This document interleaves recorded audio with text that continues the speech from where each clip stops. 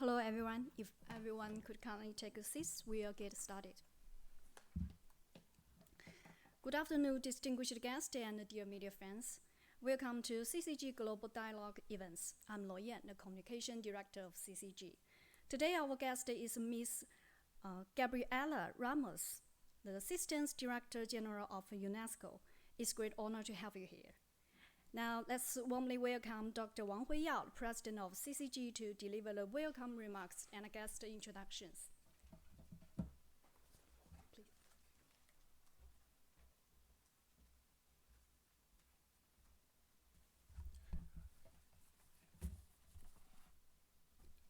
Your Excellency, Madame Gabriela Ramos, and also distinguished guests and also ladies and gentlemen.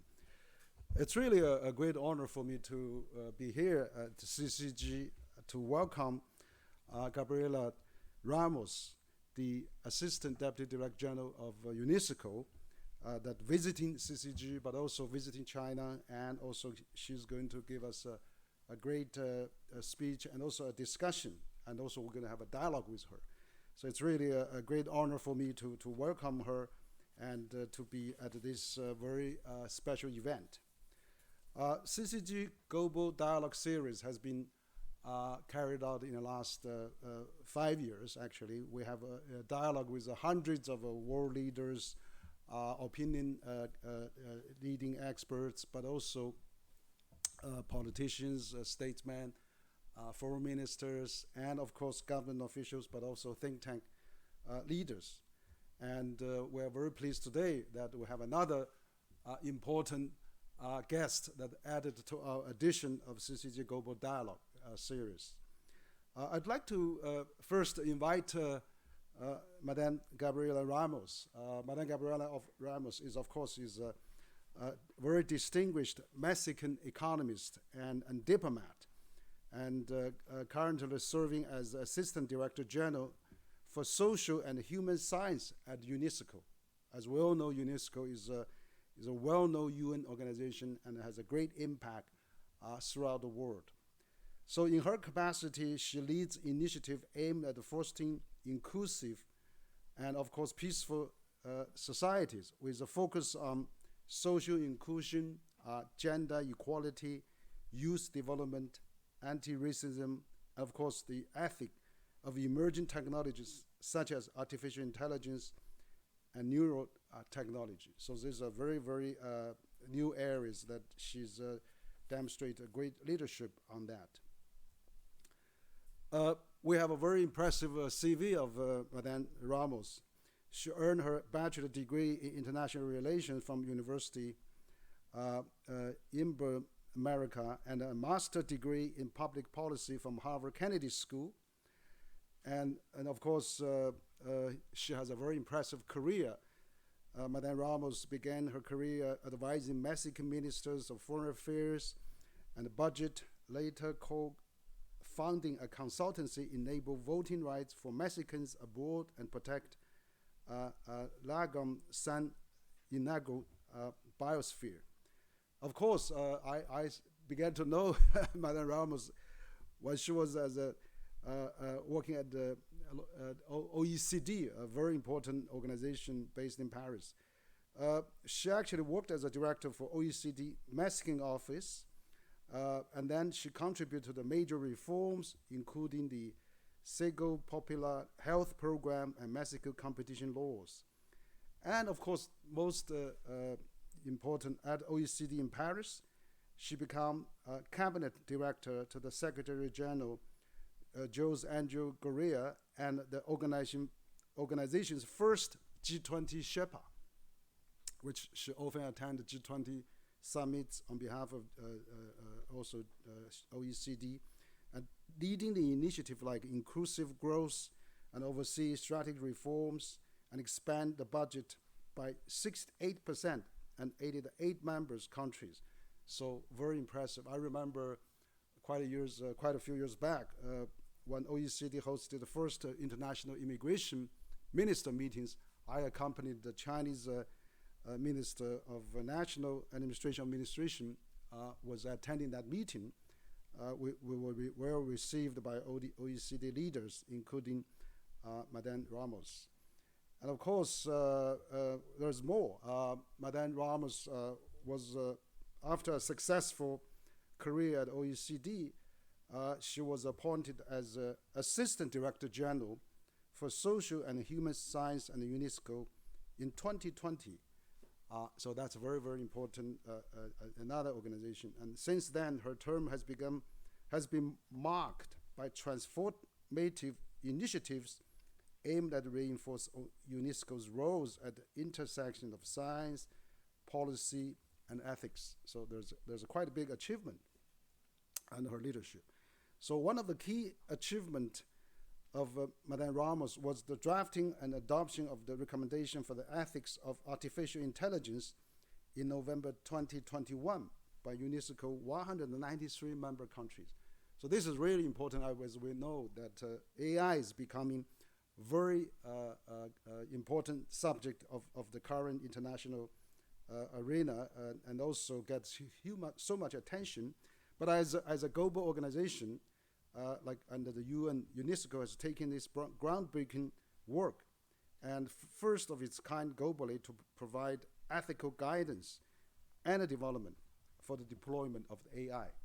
So, please, Mr. Zhen, yeah. So this is really very impressive. So by the mid of 2024, over 60 countries has incorporated the principle into their institution and legal frameworks, facilitated by the readiness of assessment method developed under the Ramos guidance. So countries like Chile and Morocco has used those recommendations to draft AI policies and strategies, setting a good example for other countries worldwide. Additionally, the initiative of Women for Ethic AI was launched with leverage of the knowledge of the leading artificial intelligence experts to advance gender equality in the AI arena. As a key event in 2025 under the UNESCO SHS patronage, the global forum of ethic of AI, science and technology was to promote the behavior change and also for those areas. And of course, the climate action was also taken. The 2024 edition of the World Philosophy Day and also Philosophy Building the Social Gaps highlight philosophy's vital role in mending the social fabric and foster more inclusive society. So I think there's the list goes on. I mean, for Madame Ramos' achievement. And also she's a great expert on the civilization, has a very emphasized importance of intercultural dialogue as a cornerstone for building sustainable and inclusive society. She advocates for dialogue as a means to understand each other, cooperative, and develop trust, especially in the face of global challenges such as climate change, pandemic, and rising social and economic inequalities. So I think this is really a great occasion that we have invited Madame Ramos to deliver a speech at the CCG and have dialogue with us. So her vision for UNESCO underscored the need for inclusion, innovation, and impact. She calls for greater access of quality education, ethical regulation of science, technology, and a strong influence in global forums to improve quality of life for all. So I have known Gabriela for a number of years. I remember we were engaged in this dialogue on civilizations, but also both of us was on the steering committee of the Paris Peace Forum. And also I'm very pleased to learn that you are running for the candidacy of the Director-General of UNESCO as one of the one of the strongest candidates for running this position. So we really hope that your visit to China is very productive, and we hope your running for this candidacy will be successful. So without further ado, we would like to invite Madame Gabriela Ramos to give us a keynote, and then we'll engage a dialogue with you. Let's welcome.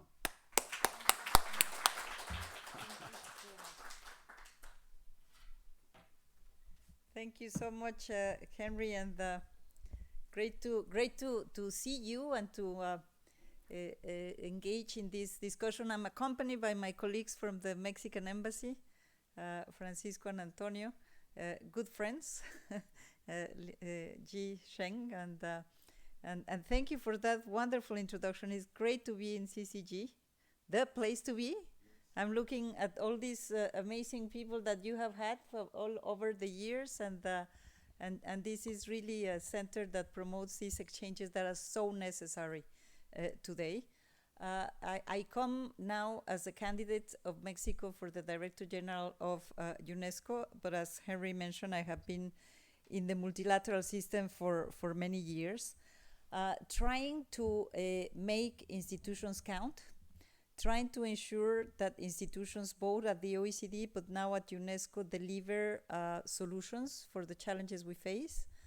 And I feel one of those challenges, of course, is how do we ensure that the impressive technological transformation that we are experiencing day by day delivers more inclusive and sustainable worlds.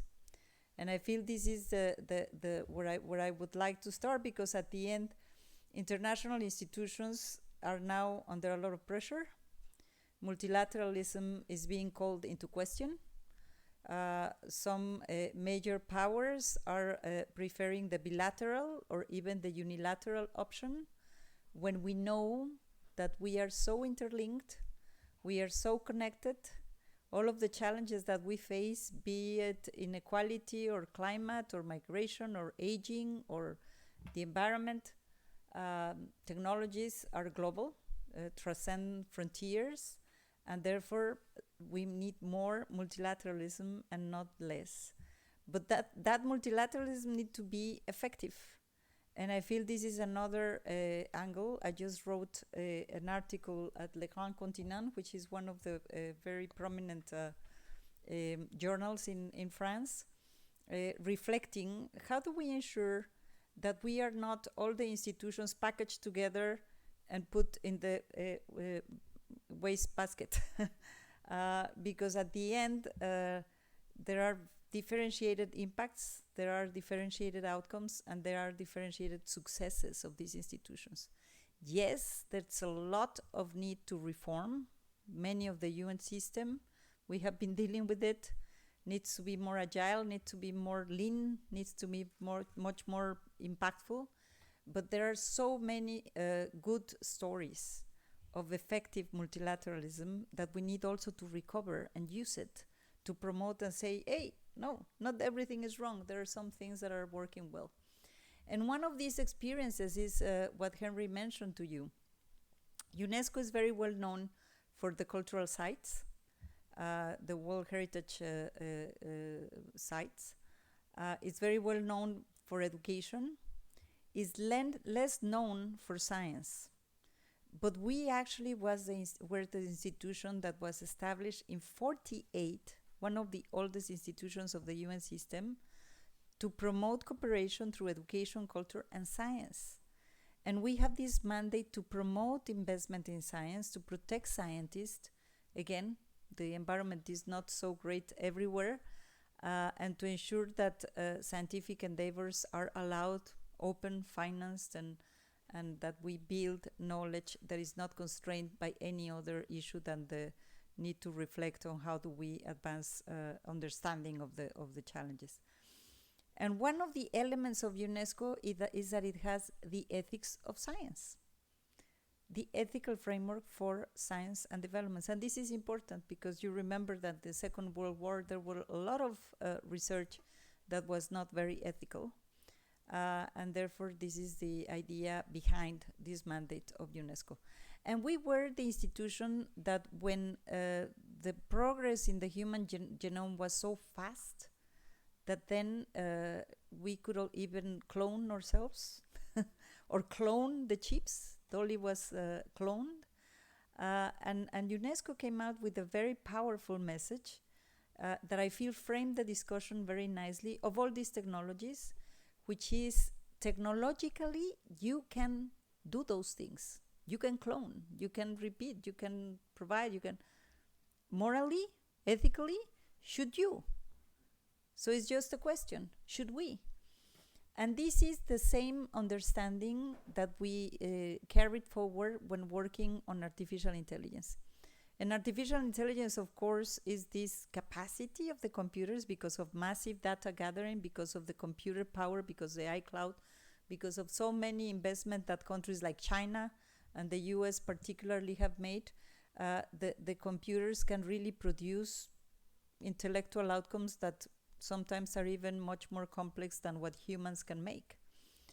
But the reality, again, is that great that we have machine learning, great that we have generative AI, great that we have agentic AI, great that every now and then we are seeing the exponential increase of these capacities, and we are in awe of the possibilities of what we can do with these technologies. But again, it's not about the technologies. It's about how do we use those technologies to build more inclusive societies. And if we take a picture of where we are in terms of the technology, of course, in November 2022, generative AI came in. It's impressive. It's impressive because if you think about it, now we are very used to these things. But the fact, these are technologies that learn from themselves.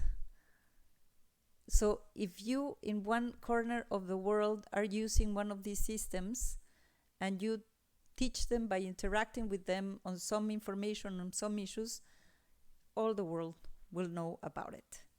And therefore, it's just impressive. But then you have the reasoning AI, no? Or this agentic AI, which is just also so impressive because I can be replaced. You can be replaced. The Director-General of CCG can be replaced by an agent. They can do it. But again, how do we frame the issues that we ensure that it's not just the technological breakthroughs that are so amazing, but the frameworks that we have as government, as institutions, as humans to frame it. I'm very happy because Yisheng is here with us. You were part of the group that developed the recommendation on the ethics of AI.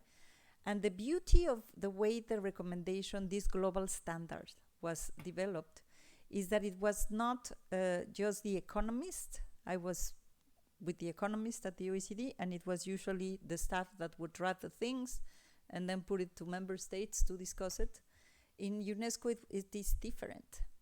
And I feel that the way this was framed is super interesting because we gather a group of 24 experts from very different disciplines. And this is amazing. Because, of course, we have the geeks, we have the engineers, we have the economists, we have the financiers, but we also have the philosophers. We also have the psychologists. We also have the anthropologists. And you know what happened? Then you have a well-rounded human experience together to think about what do we need the technologies for. It's not what the technologies can do, but what the technologies can do for us, for our problems, for our needs, for our ambitions. And therefore, the draft is a fantastic piece because the call is to say, let's step back, and instead about talking the technology, let's talk about us. Let's talk about what kind of world we want, a world where we respect and promote human rights and human dignity, a world where we have fair outcomes, sustainable outcomes, where we advance gender equality, and then a world where these values that were defined by this group as such representative of all the regions in the world translate into principles, transparency, accountability, rule of law, all of the principles that all advanced societies have provided themselves to organize their living. And then the beauty is that, because I'm a policy wonk, when I arrived, I said, all of this is very good, but where are the policy chapters? We need to translate that into policies, into decisions that governments can take. And therefore, we look at the ethics of AI in education, in culture, in the labor markets, in the economy, in the environment, gender equality, communications, education, etc. And therefore, it really turned into a standard that was very actionable. People could really reflect, what do we mean by this? And then we went to step forward because we produce, as we have this divergence, no? You have the US and China producing 80% of AI developments, large foundational models, frontier developments, the next generation and the next generation, and not only about artificial intelligence, but all the converging technologies, neurotechnology and synthetic biology, and all of the other developments that are also empowered by artificial intelligence. You have few countries that are doing so. But then you have all of the rest of the countries that are users, but then you also have 30% of the world that has no access to stable internet. And you have a large majority of the citizens of the world that don't know how to use these things, or that might be captured by the wrong use of the technologies with very difficult issues like misinformation or disinformation, or the impact of social networks in our youth, in our people, etc., etc., etc. So what we decided was to do a diagnostic tool, again, not to talk about the technology, but how countries were prepared or not to use those technologies, and more importantly, how are they prepared to govern the technologies for themselves? Because of course this is a global conversation, but the ones that are going to put the rules whenever data privacy is abused, or whenever we are engaging in exchanges that are not right with the platforms, there needs to be somebody that is calling the attention. And that's why this initiative became very interesting, because you have countries from the Netherlands and India, Mexico, Brazil. China just developed the readiness assessment. Two countries like Mozambique or Malawi or Cambodia. And the beauty is that each one of them sit by themselves with their experts, with their business sector, with their academia, with their civil society, to discuss what do they need the technologies for, what is their vision of the technology, and then to develop the rules to try to shape it. And I'm sure that you have heard a lot about this false dilemma regarding whether regulations kill innovation, or you only can be innovative if there is no constraint, which I think is completely false. And therefore we are trying to move from that conversation to one that is more organized, in the sense that there are a lot of policy tools to shape the technologies. And let me just take you to some of the issues. This is the most amazing progress in scientific breakthroughs and innovation, because it's scientific developments that then turn into market developments that are used by the business or by our societies. One question that we should be asking ourselves is how much our countries are investing in R&D. And then just forget about if we are in the world of AI or not. How much our countries are really investing in research and development. And you have from countries like China or Korea or the US that are from 6 to 4 to 5 percentage point of GDP, to countries in other regions that invest less than 0.3 or 0.2 or 0.1. So it's not about whether there are big tech wanting to sell everything. It's about how do you prepare yourself to be better to take advantage of these technologies. The skills, how do we develop the skills? I was always surprised to see, for example, that when President Biden delivered their executive order to frame the technologies, one of the elements of the US was talent attraction, retention, and formation. So if the US, who is the leading force in these technological breakthroughs along with China, is putting the focus on talent, I guess that we all should be looking into investing in talent. And the other part, which is the most one of the most interesting for me, is the capacities of governments to use the technologies for good. When you talk to the governments and you go around, they don't want to become the experts on how the generative AI function, or how the open source or not open source of the DeepSeek happened or didn't happen. That's not what they want to know. What they want to know is how they can ensure that they can develop a model that will help them to manage their health sectors, their education sectors. And this is where the whole thing can be turned around. And this is one of the impacts of this work that UNESCO has done, that have providing the sense of agency to each government to understand that it is them that can turn the thing into something that is useful. And that means investing in the capacities of governments to understand these technologies, developing the regulations and the legal frameworks. I just got to see that 3 years ago, Senator Peterson from the US was just pushing a bill to ensure that those people that are in the public procurement systems of the US will know what AI is, which is very interesting, but it's true. If you are going to go to the market to buy some platforms or some programs to do things, you need to know how to protect the thing. So the fact is that the investing in our own capacities to use the technologies is very important. And I don't want to belittle the fact that we need to know the technologies. That's true. Because with each generation of the technological breakthroughs, the answers that we thought we have found for some challenges change completely. If you remember, when we were looking at the earlier models of artificial intelligence 10 years ago, there were research saying 50% of the jobs are going to disappear, no? Then we enter into something that is not about the jobs, it's about the tasks.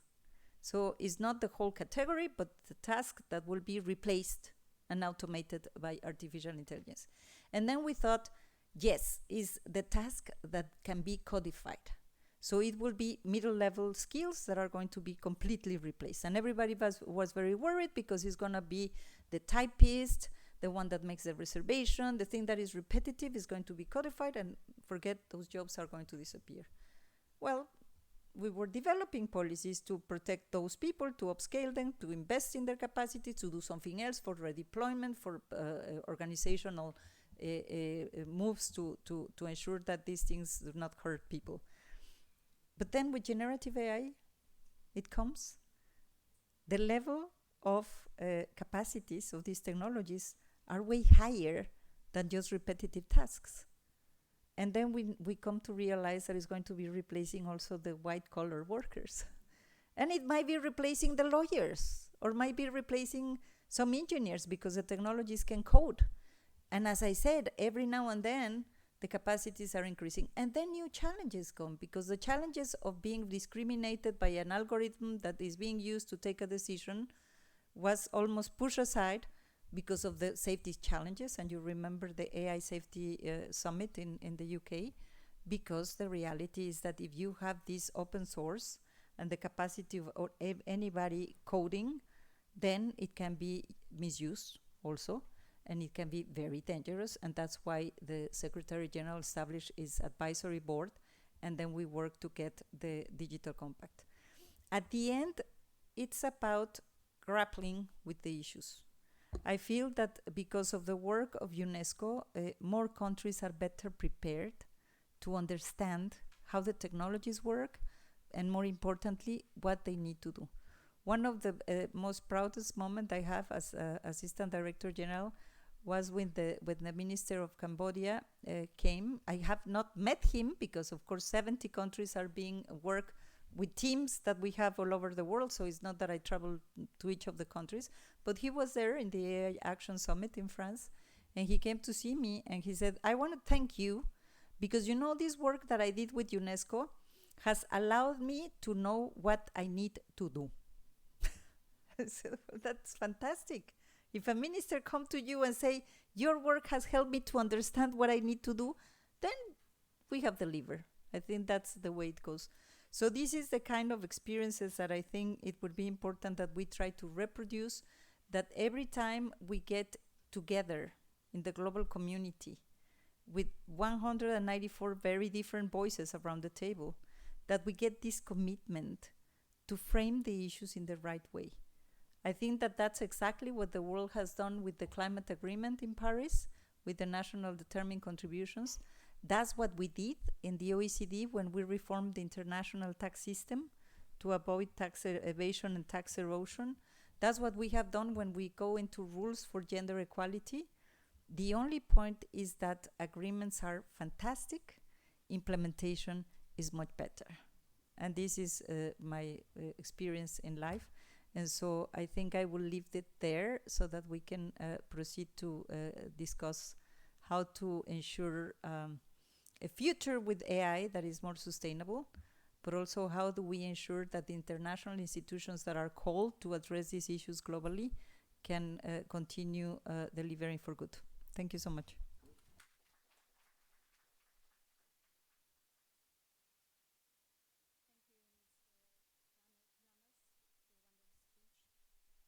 Now we will move to the dialogue session.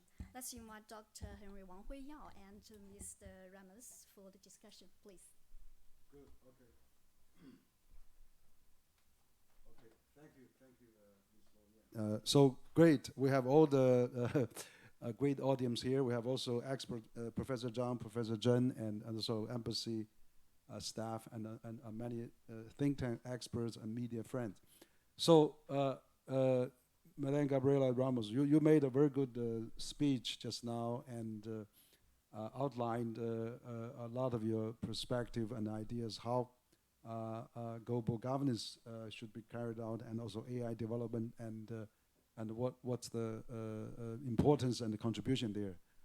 So my first question would be that, I know you have been with OECD for almost 20 years. And also as chief of staff, G20 Sherpa, and also you mentioned about many things achieved at OECD, like global minimum tax proposal, right? That was really a very, very important initiative. And then for the last several years, you were at UNESCO, and of course looking after many areas, but also pioneered this ethical foundation for global governance on AI. So those are really need a lot of vision and need a lot of, as you mentioned, implementing leadership and the implementing power. So probably from your experience for the last 2 or 3 decades on the global institutions, what's your really thoughts on how we can really better governance in the multilateral system, how you managing different countries' perspective, and how you to really incentivize and work with them and with member countries, but also to push the agenda forward. So you must have a lot of experience, ideas, thoughts to share with us.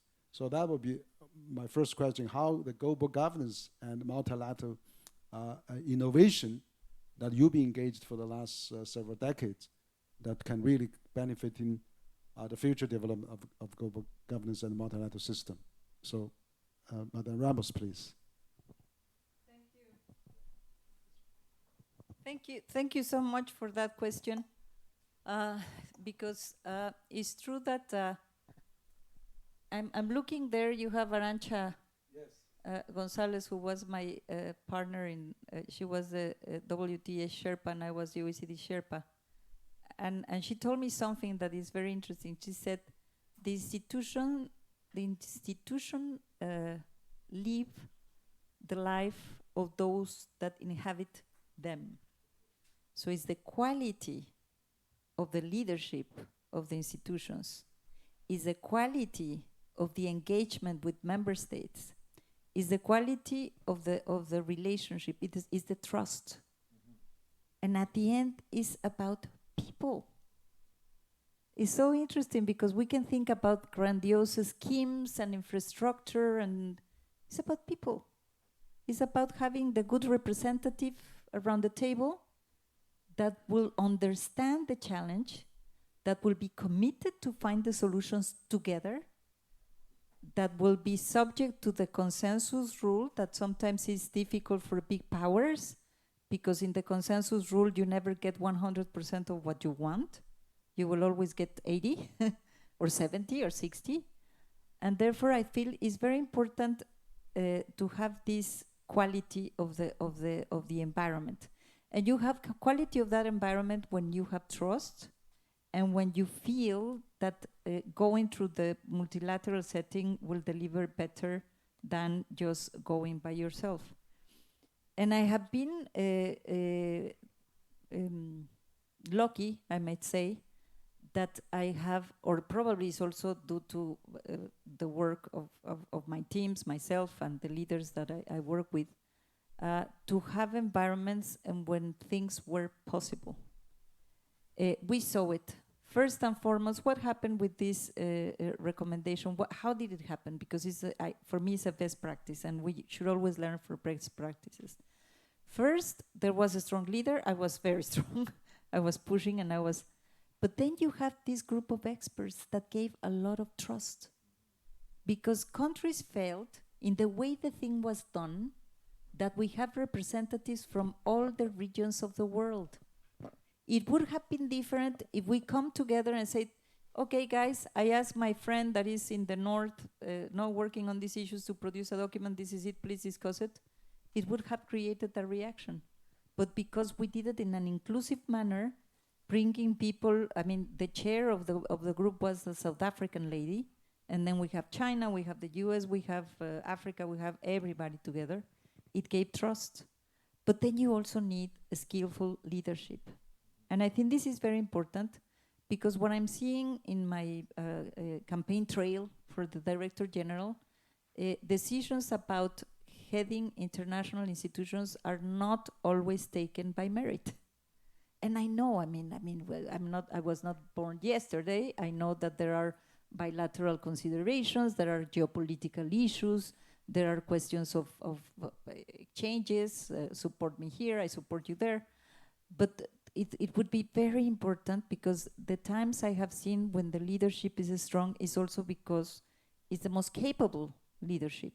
In my time at the OECD, and then in the social and human science sector, it's very important that we do not throw, as I said always, the multilateral system, the baby with the bad water, because at the end is what we put there.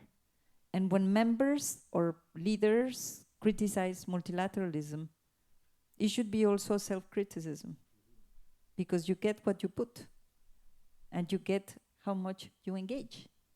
And I feel this is very important. You can have the setting for a good engagement and good outcomes, but if somebody doesn't want to engage, then it becomes very difficult.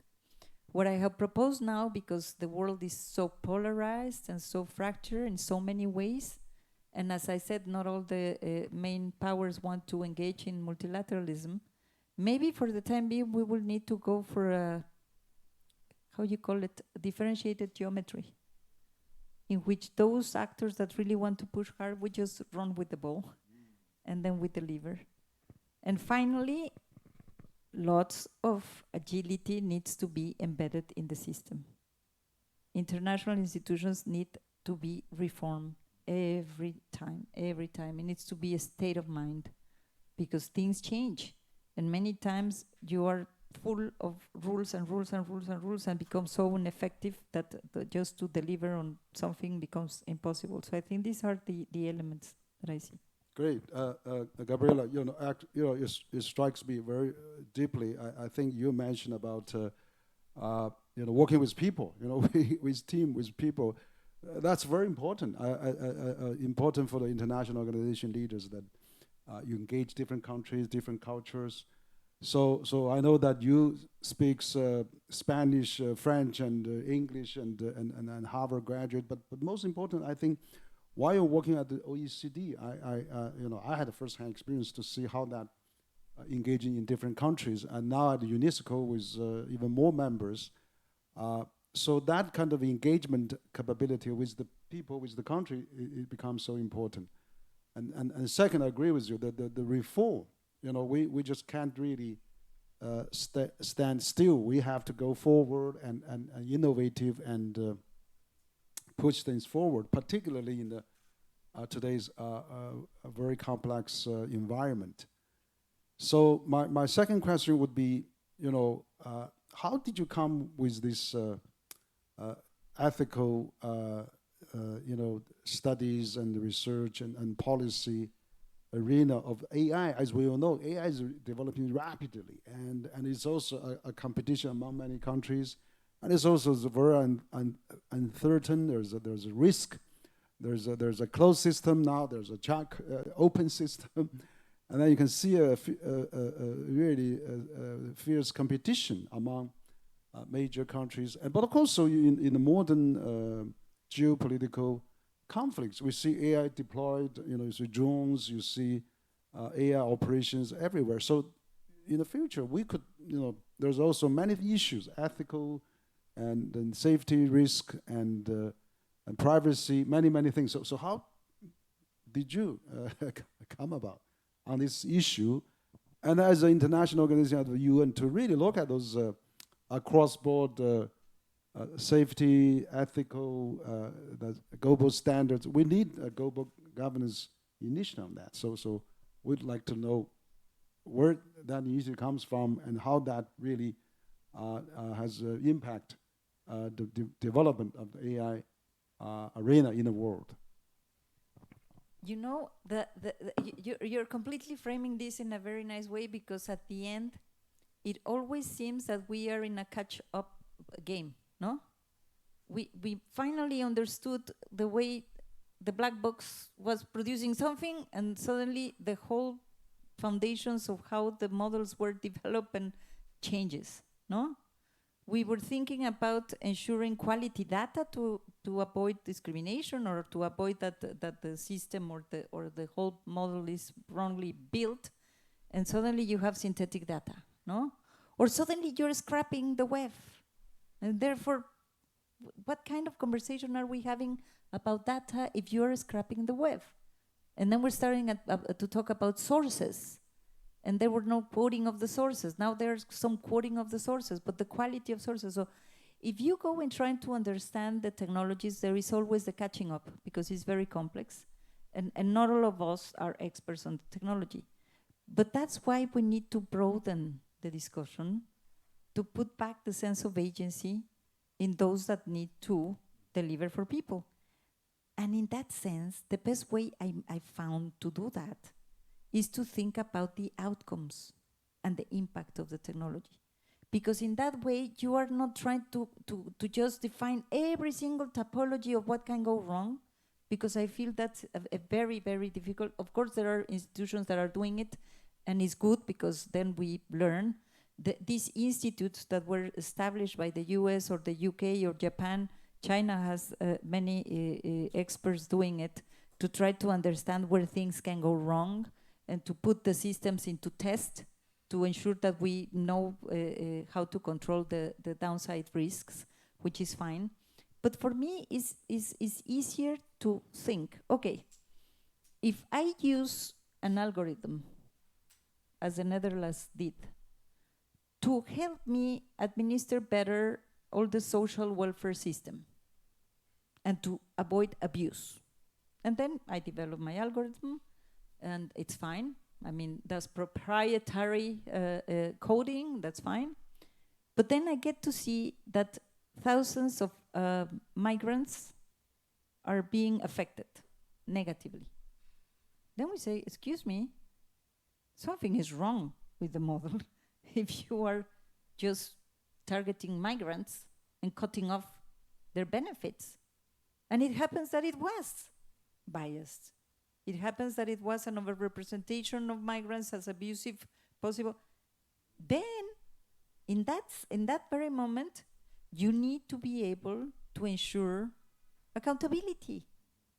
And this is my concern. My concern is not the technology. My concern is the protection system that the rule of law has provided for us on offline to be applicable online. It's not that easy, because at the end, and more with generative AI and with the open source, you have all these models that are accessible for everybody, and then you use one model and you develop another model, and then if something goes wrong, to allocate responsibility is not as straightforward as it looks. But at the end, these are the breaking points. The breaking points is the accountability of the systems and the possibility that you need to have, and the recommendation included that, which I think was bright, because it said, no, I don't need to be chasing all the coding, and I don't need to be chasing all the algorithms. On the contrary, there are thousands that are producing magnificent outcomes everywhere. I don't need to know. But if something goes wrong, I need to be able to establish a liability system that will help me redress the situation and compensate those that have been affected. If you organize the thinking in that way, of course you will need to be advised by people that understand the coding and the technologies. But at the end, it's more structured in a way that we can address it, not in a very complex manner. Great.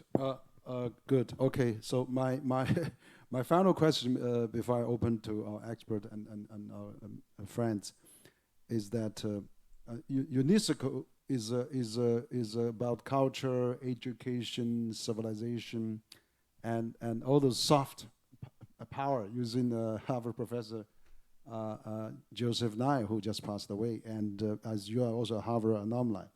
What I would like to know is that as a strong candidate for UNESCO future DJ, so what's your vision for the future of UNESCO? And with now we are in a more hard power filled world now, and also with AI. But what about those soft power of civilization, education, culture, talents, all those things? So I think we need to really use the soft power to balance the hard power. There's too much hard power these days. Everybody's driving up the military budget, but let's really come back to the basic of the soft power, using the culture, empathy, sympathy, and also, those more, people-to-people exchanges, student tourism, historical sites and heritage sites, and all those things that UNESCO is doing, that we can push the world to be a more safe place to live.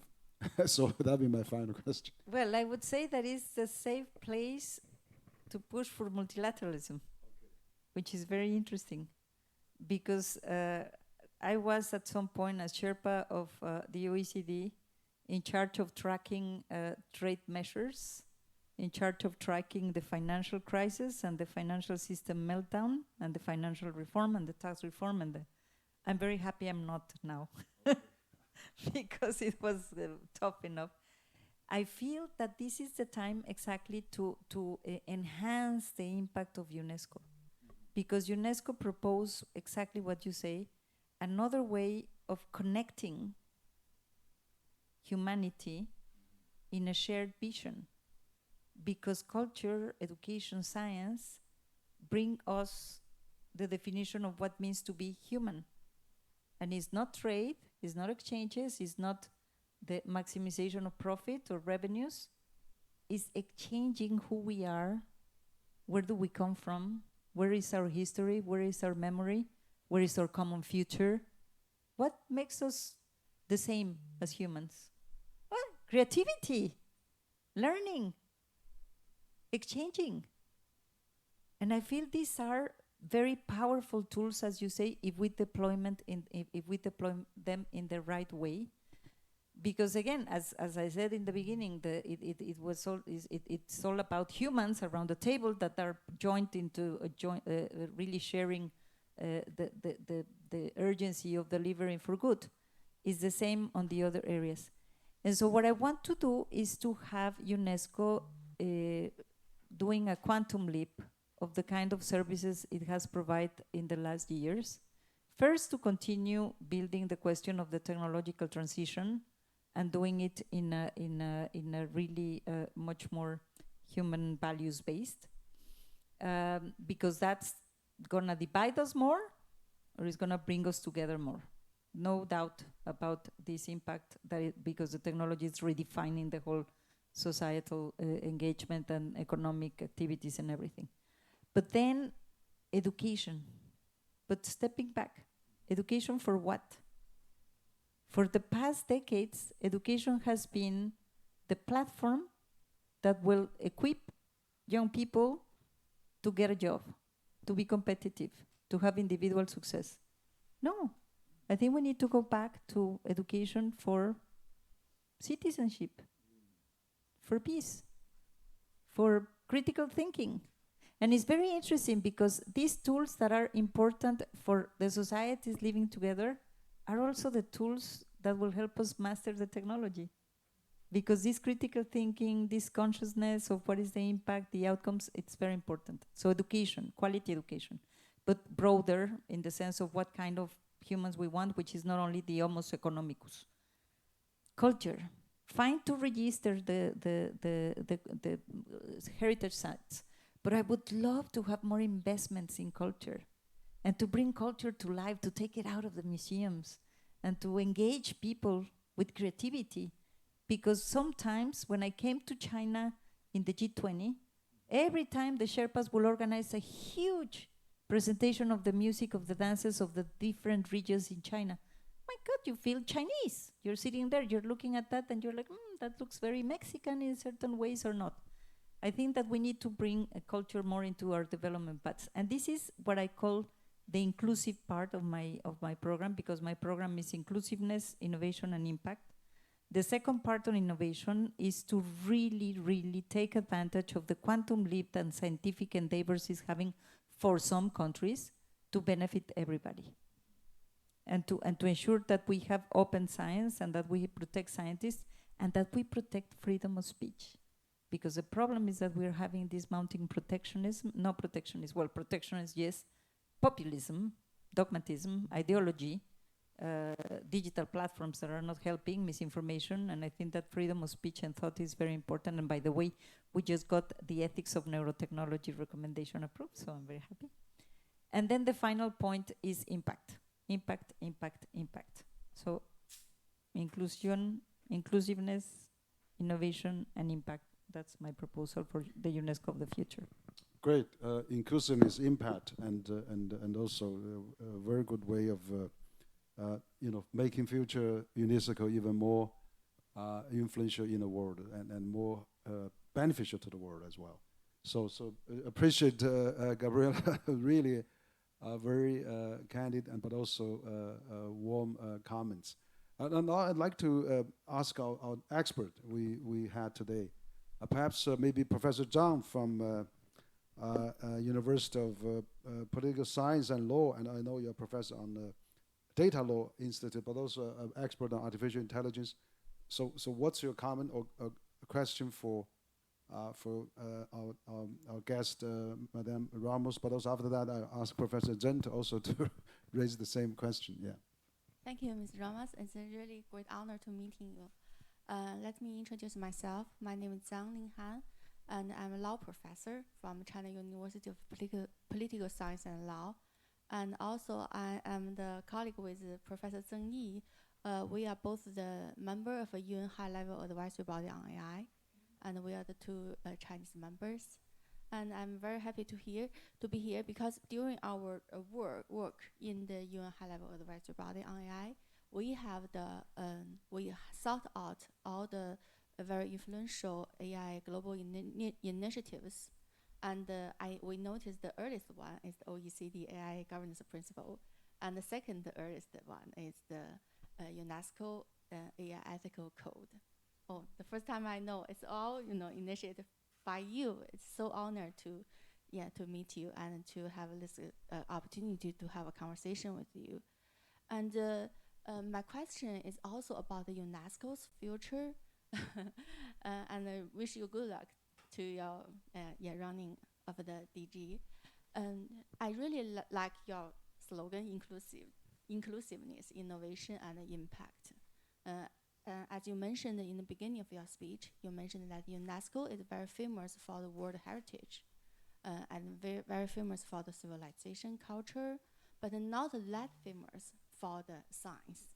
And actually, you have led such a very great job on the global AI governance, just like I mentioned, OECD and UNESCO ethical code. So my question would be, if you would be DG or in your future work, how would you like to enhance the impact of UNESCO's on the science section?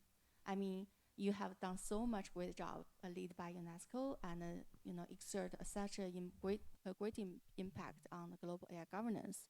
So I think maybe in the future, the science part and global AI governance part would be the very important part of the UNESCO's future vision. So I would like to know how would you design to do it.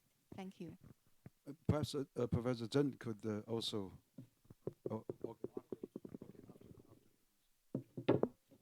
No, well, great to meet you, and congratulations. I love your work for the advisory board, and I love it more because you quoted UNESCO.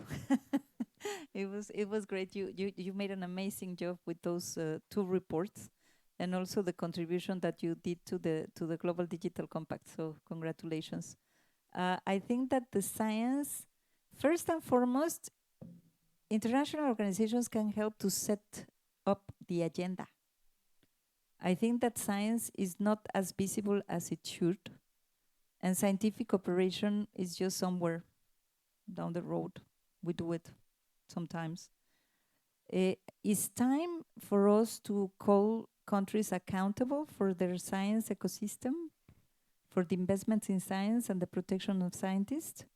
But also it would be an amazing moment for UNESCO to launch scientific missions. There's long time since we did something of the sort, but when we did that, we established the CERN, which is this accelerator of particles in Switzerland. That was a huge joint collaboration. Why don't we launch scientific missions to discuss certain issues? Let me propose just some of these issues that I actually been discussing in the ethics work, because I have this committee of experts on ethics of science and technology and the International Bioethics Committee. One of the things is the capacity that we have to modify the climate, the environment, no? Technologically, now that's possible.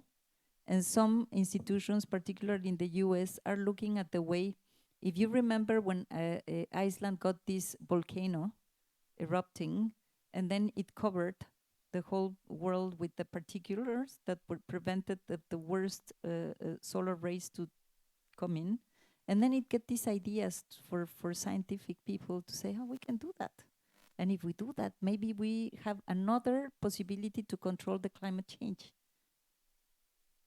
First, it feels like very scary, no? It's possible, but it's scary. Second, what if we get it wrong and we freeze the world? Third, who's gonna decide when should we use it or not? Those that can do it, there are 3 people in the world. How do we ensure that we organize an inclusive conversation on these issues? And that's where UNESCO needs to be present. As we did with the ethics of neurotechnology, to think on very important scientific trends and discoveries that should not be the matter of the people that have the capacity to do it, but that should be inclusive because it will affect all of us. And the other part is to call the attention that because of the way the science ecosystem internationally is organized, it's very difficult for some institutions in the Global South to be better represented due to the requirements and the issues. And so now you have 80% of the scientific outputs being just produced by the G20. And if you restrict the issues, it will be only, again, China, the US, the UK. This is lacking the diversity that we need of knowledge, of understanding, of vision, of ideas, of ambition, of the Global South. And therefore, I think that there is a very important role that UNESCO should play in bringing all knowledge to the table to try to learn from each other. And one of the angles, for example, that has been always commented but never structured in a very good way is indigenous knowledge on so many things.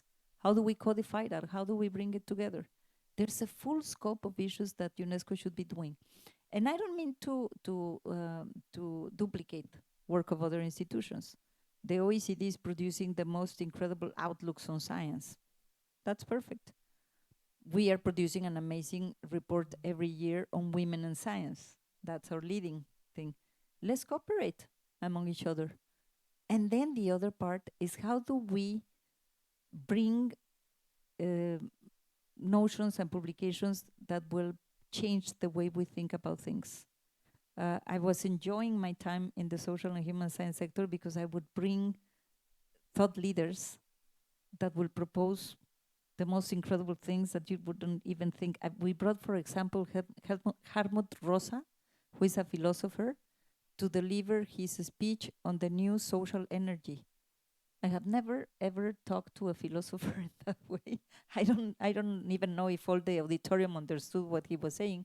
But let's try to challenge ourselves in our knowledge, and I think UNESCO can really provide with that platform to do it. Okay, so Professor Zhen Yi, you have a comment question? No, I don't really have a question, but to show my support and to review some of our collaborations, I think, which is really not beneficial only to myself, but also what actually can be done by having a platform as UNESCO. So I wanted to review a little bit about how we actually start of the exploration of the UNESCO ethics of AI recommendation. It becomes as a fight between me and Professor Emma Ruckamp, which is truly interesting that the Secretariat wanted to initiate the discussion, and then they wanted me and Professor Emma Ruckamp to co-lead the basic fundamental values of ethics. So we mail each other. We never get any reply from each other. For the problems of internet connections, email trashes, so we never get any reply. And then I started doing some survey. People were in the group were actually being in the survey, and Professor Emma Ruckamp said, "Hey, how can you actually start a survey without me?" And then Professor Emma Ruckamp was like, "I don't want to work with this guy." And for me, I was like, oh, she never replied my email. And then our common colleague, T.W. An from the ethics committee, and then he was like, so guys, what's really happened? And then I was like, you never replied my email. And Emma was like, oh gosh, you never replied my email, and you started everything. So it starts with misunderstandings. This is all about the world. The world is full of misunderstandings, unintended harms to each other. And then we'll have to solve this. So the Secretariat began the exploration by solving a problem between us two. And then what's really happening is that me and Emma co-chair working group, working very nicely, and I learned quite a lot from her. So the conclusion from the working group, which I like the most, is the principles of interconnectedness, living peacefully in a just and interconnected world. So this is a proposal from me and Emma all together. So when I propose living in harmony among technology and human, and Emma was, and everybody likes it because they were like, I remember the one of the chief of the secretariat, Daphna, was like, oh, this might be one of the non-Western values put into the UNESCO documentation, which is perfect because there are too much Western values, not so much about non-Western values. And Emma was like, I like it very much. It's not only from China, Korea, and Japan in general, from Asia, but also deeply rooted into South Africa. When you talk about living in harmony, actually in Ubuntu in South Africa, we've been talking about interconnectedness. We've been talking about individuals and the relationship to a greater whole. So we feel that it would be much, much better to add the value of interconnectedness together with living in harmony and peacefully. And then I remember like last year when we have the UNESCO Ethics of AI conference, to establish the AI ethics without borders, and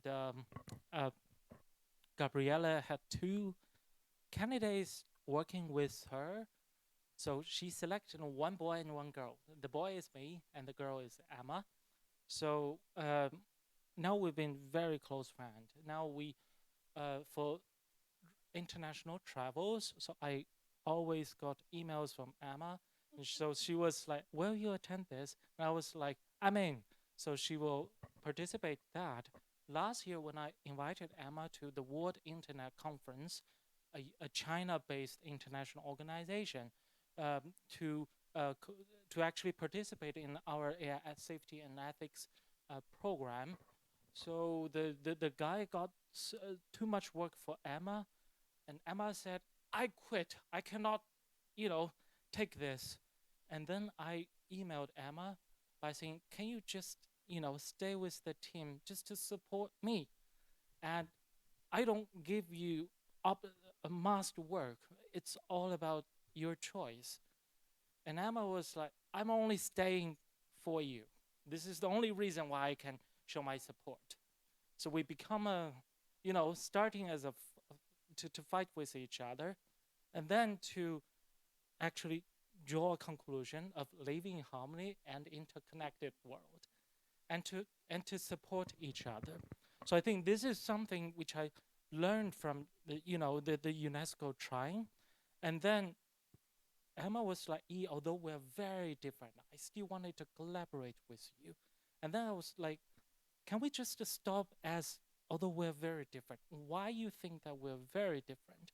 And then she was like, because I'm from Africa, you're from China, we have very different cultures. So this is true when you apply for UNESCO World Heritages. You have to show your uniqueness of your cultural heritage. Otherwise, you will not be named as UNESCO World Heritages. And then I'm challenging the system by saying, can we also talk about the commonalities? Of course, for all the World Heritages, we have differences. We have uniqueness. But it was the human culture, fundamental human values and cultures that interconnected us all together. So by that, for the UNESCO Ethics of AI recommendation, we're recommending not only using AI to do World Heritage, to cultural heritage, but also to use AI to promote cultural interactions. So last but not least, I wanted to show my support by saying that for future of UNESCO and the relationship of UNESCO and China is that China need to reestablish a more effective framework to collaborate with UNESCO in a way that now the contact point is at Ministry of Education. But I would propose that we need a stronger institution, let's say, to weave a network of collaborative ministries, let's say by Ministry of Foreign Affairs, to work together with Ministry of Education, Ministry of Science and Technology, and Ministry of Industry and ICT, so that, because UNESCO work for education, science, and cultures, and now Ministry of Education mostly work for education. So I would propose that a better coordination mechanism from China could make it stronger support for the UNESCO vision, so that many of the practices, actions from UNESCO can be grounded into this reality. Well, I'm gonna finalize my final words by saying, when you establish the ethics of neurology, of neuroscience, I was asked by the Secretariat by saying, so here are the candidates. Do you have any vote? Do you have actually any recommendations? And I was like, find the one who is a neuroscientist by nature, but is also very politically very powerful, so that he can help to do the implementation of these ethics of neuroscience. Well, because I have just been exploring this ethics of AI trying, so that I know that I need to be more powerful to do the implementation. I think they adopt my recommendation to invite Professor Chenming Lo, who is the president of the University of Hainan and a top-tier neuroscientist in AI. So I think the Chinese government should give more support for the implementation of ethics of AI recommendation as a starting point, but not only that. But with this as a practical example, that China could consider to have a stronger institution, a much effective collaborative way to not only to interact with UNESCO, but really, as Gabriela said, that the UNESCO's work informing the member states what you should and should not do. And I think action implementation is the key for the future, leaded by the thought leadership from experts organized by UNESCO. Thank you. Okay, good. Yes, okay. I think that's a beautiful reflection because, as I said at the beginning, it's all about people. It's all about people challenging or working together. And I don't know if there are other questions, but at the end, I have a comment on that. Okay, maybe final, we have a CGTN, have any questions? Yeah, maybe just read your questions and then we'll conclude after that.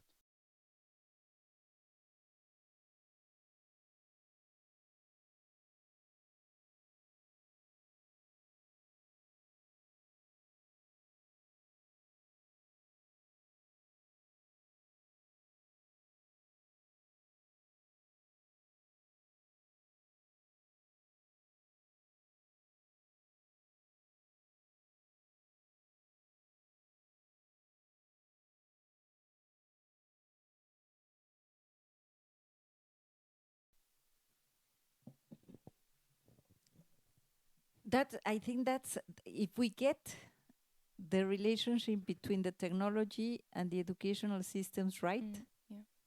I think that will be a huge success. Because in a smaller scale, it represents the whole of the impact of the AI in our world, in our lives. But if you nailed it down towards the education systems, there are these questions, as you say. First, how do we ensure that this is not only for the lucky few that are connected, that know how to use it, and that then can apply it to enhance their own capacities to learn?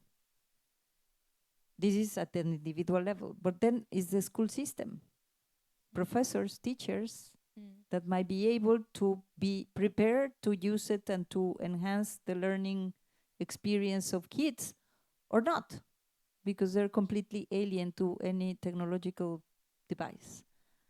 And this is very interesting because, again, the conversation should not be about the technology, because we can develop, in my perspective, it would be wrong to ban the technology in the school, like using generative AI. Why would you just ban it? I would actually frame it in a way that helps the students to perform certain tasks, as long as it's transparent and there is declared and all of these things. But the fact is that I still remember at the OECD we did a report looking at the countries that were introducing more technology in the classroom, and then comparing that to the education, to the student outcomes. And it seems that those that were introducing more technology were declining in the performance, because they were talking about the technology. They were not talking about the organizational changes that need to be put in place in the school systems to introduce the technology that they will need to develop for the purpose of that class. Because it's not just to go to the market and use any technology. You need to develop content that is culturally aligned with the classroom. You need to use the own language, for example.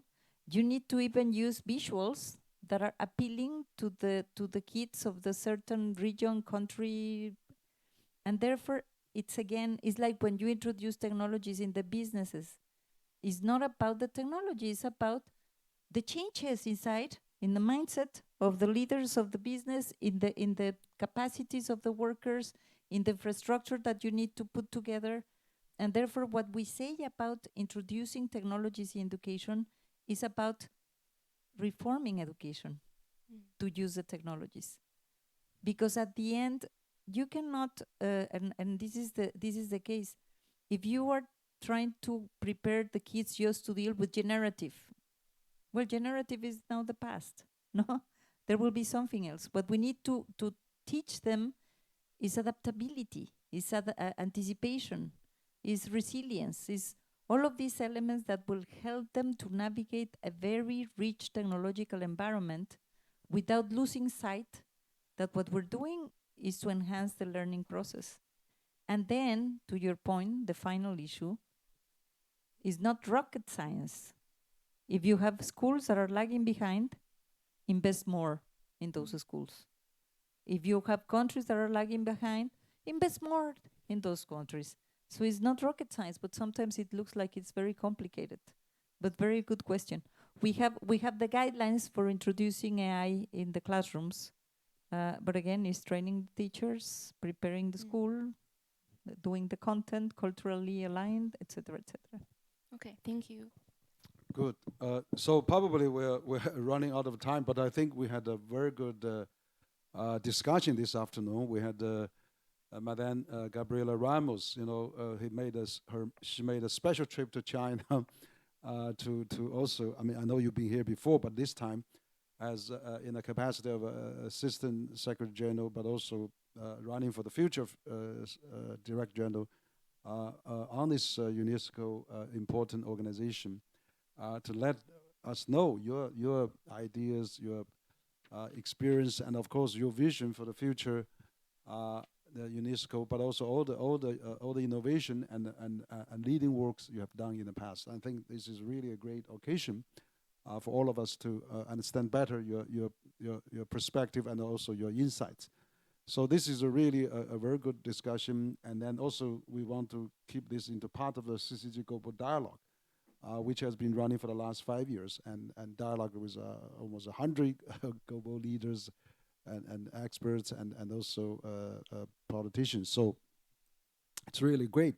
So probably to conclude, I hope that you have some concluding remarks, and before Dr. Mel give her appreciative thanks to you. So maybe we'll give the final words to Madame Ramos, please. No, I was actually reacting to what she mentioned, because beyond all of these challenges that we need to confront in terms of the technological transition or the climate transition or the demographic transition, of all these transitions. So we humans are subject to a lot of transitions at the very same time. But the fact is that we need new ideas. We need new ways of doing things. We need to detach for common wisdom that actually has not delivered great success in many areas, on the inequalities front, on the climate front. And therefore I feel that this exchange that you had with Emma, no? The question of interconnectedness, the question of harmony. And then you bring the harmony to the table, and the Western countries, and we don't like that because it's very Chinese. And then they come with something else, and the Southeast Asian don't like that because it's very Western. All of these things are what we know. But I feel UNESCO in the future would have this capacity to really try to bring all this knowledge together in a way that help us understand how do we build a much better future? How do we ensure that is not, and I would really think about rethinking the economy, because this is where the things come from, because individual success is rewarded, because it's competition, because it's maximizing my benefits over your benefits, because it's the revenue and the profit-driven technological developments. And I think that we really need to change the incentives to bring all of those dimensions that matter for people that are not very well accounted by our economic models or our decision-making models. I was in Iceland with the Well-Being Forum, and I was really impressed. After COVID, one of the issues that we discovered is that humans are not only workers or consumers or producers. Humans are also people that like to relate to each other. And the way we dealt with COVID, trying to protect the body or protect the economy, dismissed all the spiritual, relational, societal, and this is causing really great pain to our young generation, which has a lot of mental health issues. So I think we are at a moment where we need to find new ways of building our societies, our economies on the basis probably of ethics, probably of philosophy, probably of understanding like the Ubuntu or the harmony, that we are part of a greater goal, and also that we are community and not only individuals, and that probably the community success might not be the same as individual success. But there's a lot of reflections to be done, and I'm sure that UNESCO has a role to play on that. So thank you so much. Great, thank you. Perhaps Dr. Mel, you want to say a few final words of appreciation?